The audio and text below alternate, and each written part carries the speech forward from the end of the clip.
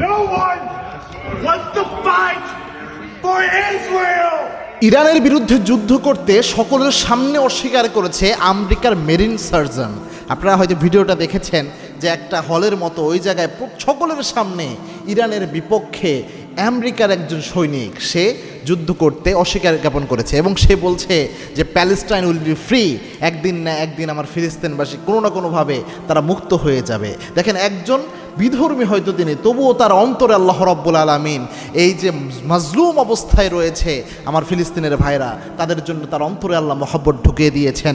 এবং যারা জালেম, যেই জালেমরা জুলুম করতেছে, আমার ফিলিস্তিনকে তামা বানিয়ে ফেলেছে, আমার সিরিয়ায় অসংখ্য মানুষের জীবনকে নচ্ছাদ করে দিয়েছে, এদেরকে যে জালেমরা এই কাজগুলা করছে, এই জালেমের বিরুদ্ধে একজন বিধর্মী হওয়া সত্ত্বেও তার অন্তরের ঘৃণা আল্লাহ রাব্বুল আলামিন তৈরি করে দিয়েছে।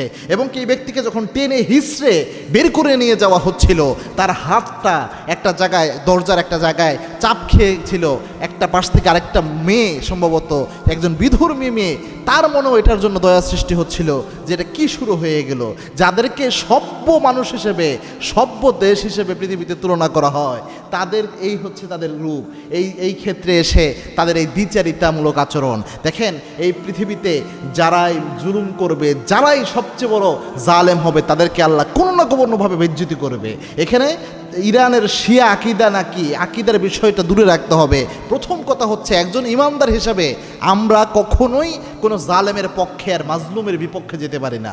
যারাই মাজলুম, সে যে দলেরই হোক, সে যে আকিদারই হোক, আমরা তাদের পক্ষে দাঁড়াবো। এটাই হচ্ছে ইমানদারের শ্রেষ্ঠ একটা শিক্ষা। এবং আল্লাহর হাবিব সাল্লাল্লাহু আলাইহি ওয়াসাল্লাম নিজেও বলেছেন, উনসুর আখাকা জালিমা ওয়া মাজলুম, তোমার ভাই জালেম হোক মাজলুম হোক, প্রত্যেকেই তোমরা সাহায্য করো।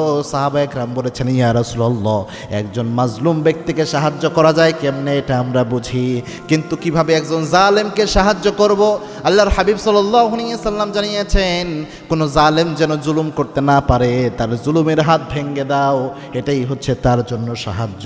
এই জন্য জালেম যেই হোক আর মাজলুম যেই হোক, এটা আপনি দেখিয়েন না প্রথমেই যে তার আকিদা কি। যেহেতু সে মাজলুম হচ্ছে, তার পক্ষে আপনি দাঁড়ান, এবং মাজলুমের পক্ষে যারাই দাঁড়ায় তাদের পক্ষে আপনি সহযোগিতা করেন।